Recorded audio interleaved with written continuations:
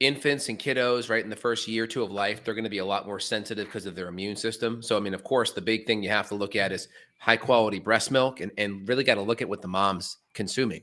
The mom's consuming a lot of potential food allergens. I recommend an autoimmune diet out of the gates. Sometimes we even have to look at potentially pulling out salicylates. Salicylates can be anti-nutrients in vegetables. Here's a couple things out of the gates, right? Salicylates are natural chemicals found in many fruits and vegetables. They're really good things. And so out of the gate, I want to pull these foods out as a means of calming down and chilling out the immune system. This is really important. So you can see kind of the negligible, the low, the moderate, the high, and the very high. I just try to tell patients to like focus on the 80-20 because there's so many foods that are like really good for you that are high in salicylates. And a lot of times it's not about being perfect. It's about calming down, kind of the 80-20. So what are the 20% of things that you eat the most frequently that are the most high? And we'll try to sub that and put that in the negligible to low category. That can be really helpful as well. So you can see the different vegetables, you can see the different nuts and seeds. You could see the different, obviously, meats tend to be on the lower side unless you're doing a lot of processed stuff. That's where you get into trouble there. That's why so So many people do so well with carnivore-ish diets. That's kind of what I yeah, say I'm eating is carnivore-ish because I still do berries, I still do rice, and I feel okay with that. I still do, on occasion, I'll do some organic pecans as kind of a treat, and those are delicious, and those don't appear to yep. affect my gut or my skin. So in general, if you're going more animal-based, good quality fats, you're knocking out, as you mentioned, you're knocking out salicylates, you're knocking down lectins, you're knocking down Yeah. oxalates, you're knocking down all these Yeah. And things then that are here's my irritating. oxalate guide. We may want to look at oxalates as well. This is kind of the members area for my patients here. If you're a patient, you have access to this area, top right hand corner of my website. And you can see I have a low oxalate handout as well. And again, I don't recommend going crazy out of the gates. I just try to look at what's the 20% of food that you eat the most.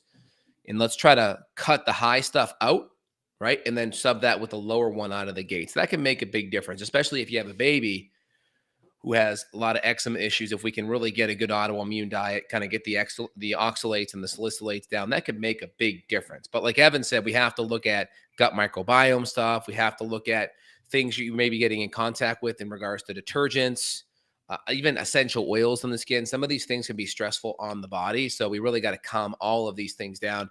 We got to look at good bacteria, maybe have to address bacterial imbalances. Again, if you're not a baby, you're an adult, we have to look at the hormones because a lot of times if you're chronically stressed hormonally with the adrenals or you have estrogen dominant issues as a woman, that can affect your immune system and that could make you prone to having some immune imbalances and your immune system is kind of hyper responding and overly sensitive. And of course, we definitely have to test the gut because if we have SIBO, bacterial overgrowth, dysbiosis, H. pylori, fungal overgrowth, right? Fungus and candida can actually produce oxalates too. So you can have endogenous oxalate production via candida.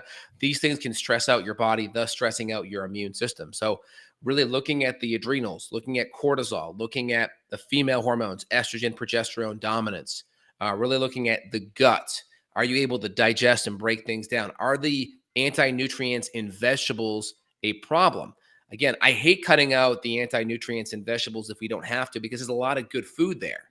So cooking these foods down can help, but it'll lower it a notch. It won't take a high food and make it a low food. It may not make a high food maybe like a medium-ish food. So cooking, obviously avoiding a lot of the raw salad, steaming, sauteing can help a little bit and kind of lessen that load for sure. Yeah, well said.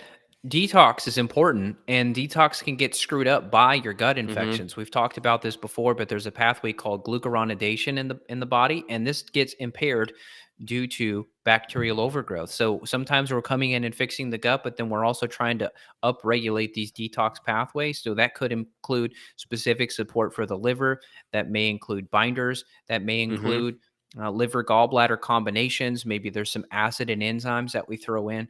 When you look at someone's face or just their skin in general, to me, it's really the window into their gut, into their immune system. So if you see somebody with just major issues with their face, generally there's a gut problem. I had a woman, she was young when she first started with me. I think she was around 2021, and we got on FaceTime together. And my God, her face was so terrible. She hardly wanted to be seen on FaceTime, but she said, I think it's important for you to see me to see how bad this is. I'm like, yeah, I appreciate you showing me this. And man, by the time We got through working through some of the tests and the gut protocols. Her skin was flawless. And I even had to ask her, like, do you have makeup on? I just want to clarify and confirm. Do you have makeup? No, I don't. So it's amazing to see what you can do. And timeline wise, I mean, we're talking maybe a few months, but within a couple of years, I would say you could completely reverse many of the skin issues that people are suffering with. And that's actually a really short timeline. I mean, we've seen people that have had skin issues for decades. And as you mentioned, they've been on these topical steroids or other medications for a very long time. And not once has the dermatologist ever said, hey, maybe you need to go animal based with your diet and see how that goes. I've never heard that conversation. If you're a dermatologist out there practicing like that, let us know. Maybe we can chat with you. But in general, that conversation is not happening at all.